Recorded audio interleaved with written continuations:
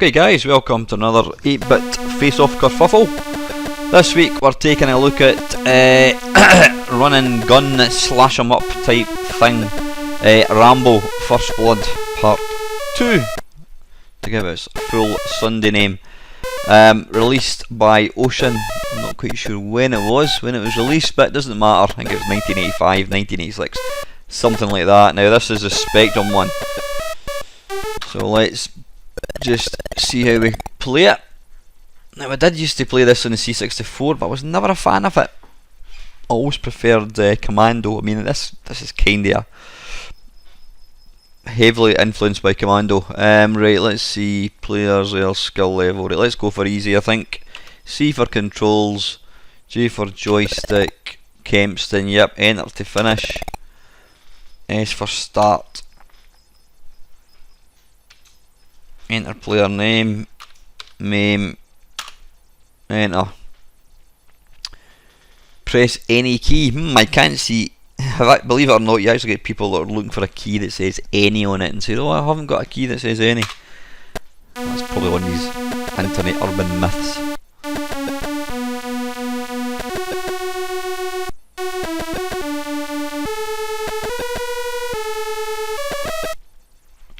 Right, let's... Oh, we're not moving. Hang on, back in a tick.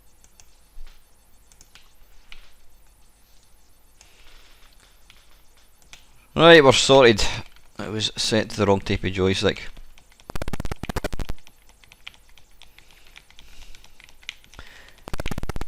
Now, this does look very, very similar to Commando in the Spectrum. Then there's that. Oh, a large gun.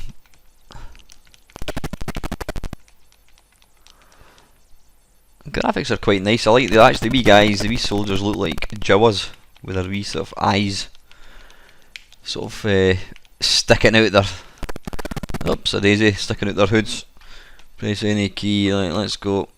Oh, we've got to sit through the music again.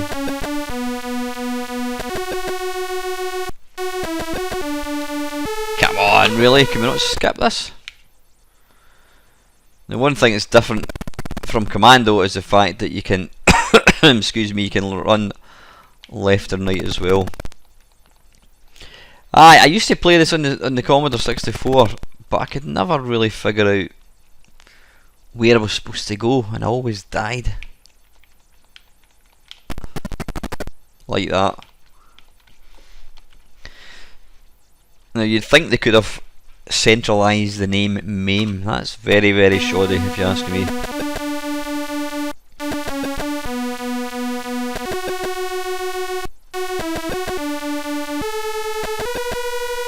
Come on!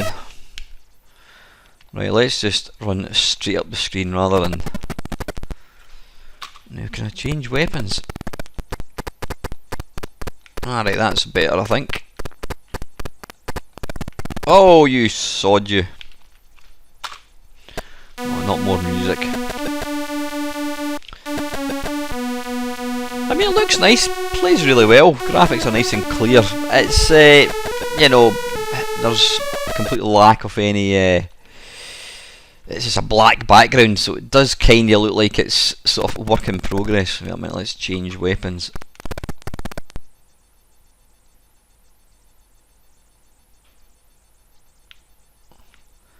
So the graphics are quite barren looking.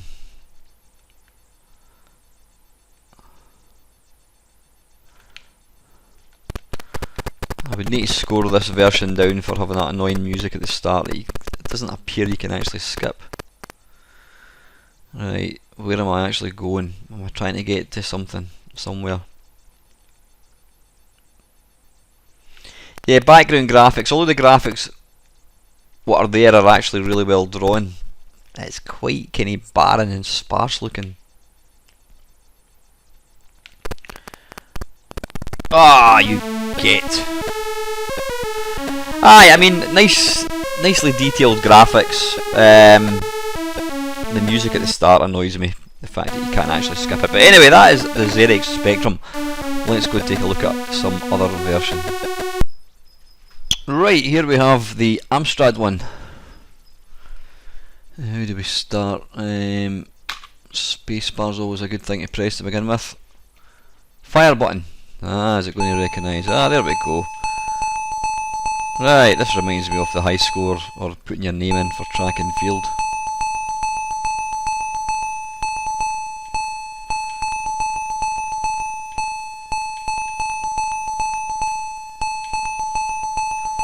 Oops, I could have just went another way. Right, okay, end.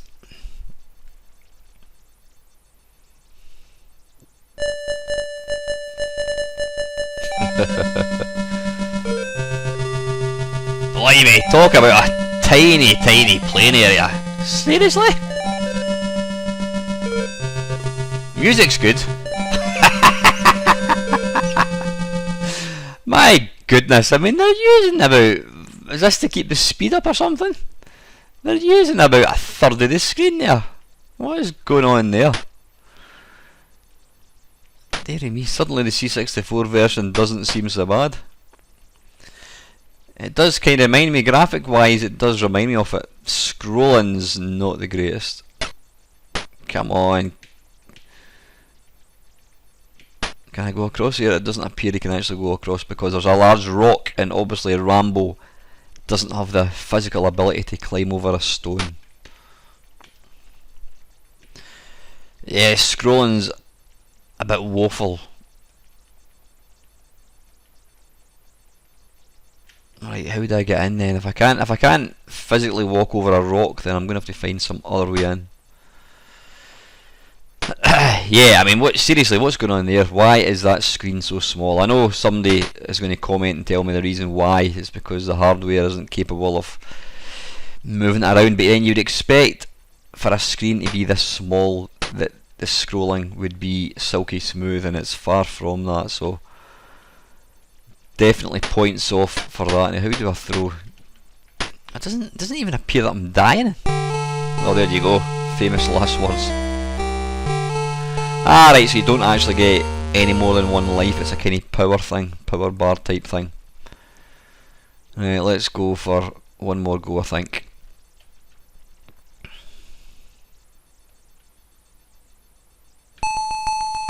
Right, you know what, let's just put in anything, we'll go for Y and that'll do it.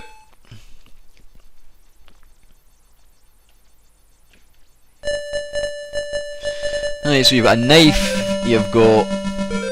Is that a sort of a bomb type arrow, and then you've also got normal arrows. Let's try and swap it. I'm really not too sure what the difference the weapons actually have, if anything. Doesn't look like it. Yeah, this isn't... It's not a great version. The Amstrad is capable of so much more.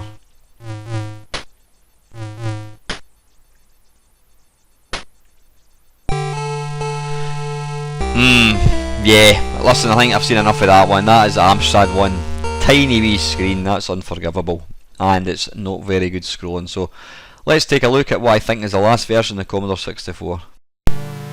Right, okay, this is the last version. This is on the C64. Now, the first thing that strikes you with this version is the absolutely awesome tune by Martin Galway. I mean, I would say it's almost worth buying the game just to be able to listen to the music. It's a stunning track, it really is. The actual presentation as well, I mean, the font that they've used here, it looks kind of army-like, really, really nice. So, hey, listen, we're not here to talk about the music, we're here to actually play the game, so let's... Ah, right, okay, so it's got the...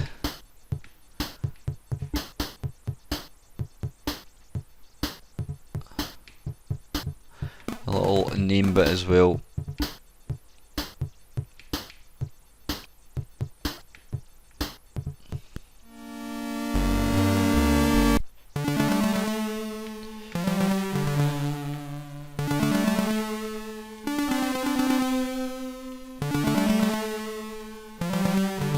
Now, one thing you'll notice with this version is the huge playing area. I mean, you've got full screen here, and that's what it should be. That was unacceptable, having the tiny wee screen in Amstrad. So there's probably a very good reason, but I've seen games like that in Amstrad with full screens, so I'm not sure what's going on there. Graphics in this, bloody hell, that was quick. Yeah, that's exactly what I remember it to be, devilishly hard.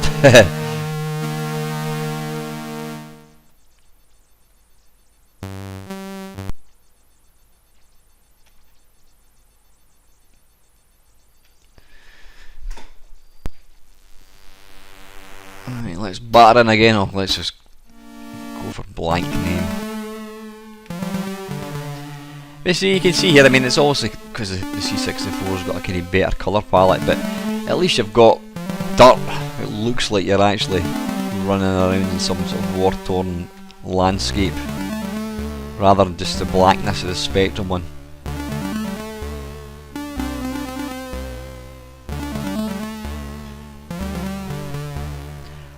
I don't know, as much as the music's really nice, I think I'd prefer to have sound effects.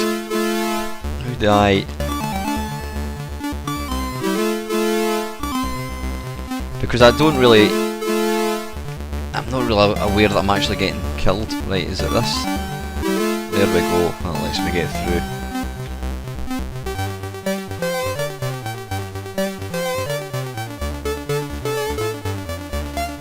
Right, I'm assuming if it's like the film, I'm obviously trying to... Can I get in there?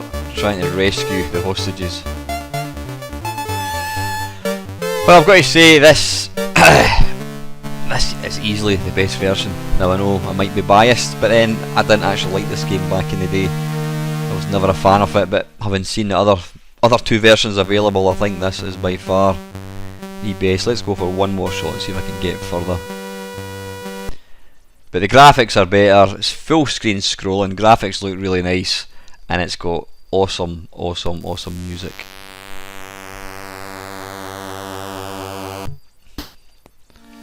Let's go.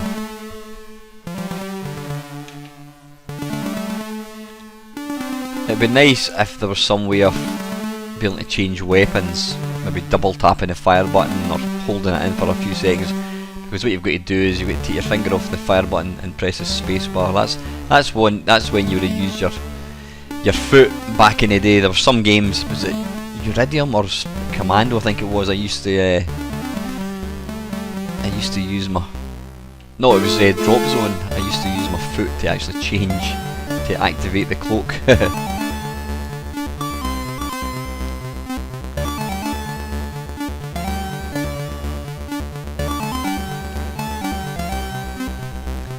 Yeah, I'd say the only way this game could possibly be improved on the C64 would be if you can turn off the music when you're actually playing. I prefer, like I said, I always prefer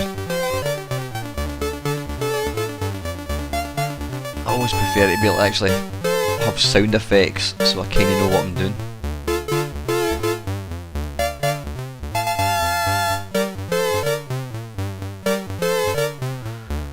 I've got no idea if I'm going in the right direction. Probably not. Right, anyway, listen, it's still as hard as it ever was. That's the C64 version of Rambo. Spectrum 1, nice graphics, very minimalistic looking though. And it's got that really annoying, you've got to listen to music every time you lose a life. Amstrad 1 is pretty woeful, to be honest. Tiny wee screen, and the scrolling's all over the place. It's quite hard to actually see what you're doing. Compared to these two, this one is glorious. It's got awesome sound, the graphics are really nice, and it's full screen, and it's silky smooth scrolling. So anyway, that is it guys. I'm going to plump for the Commodore 64 one as my favourite Rambo. That is it guys. If there's a game you want to see featured in this series, please put your comments below. And finally, thank you very much for watching.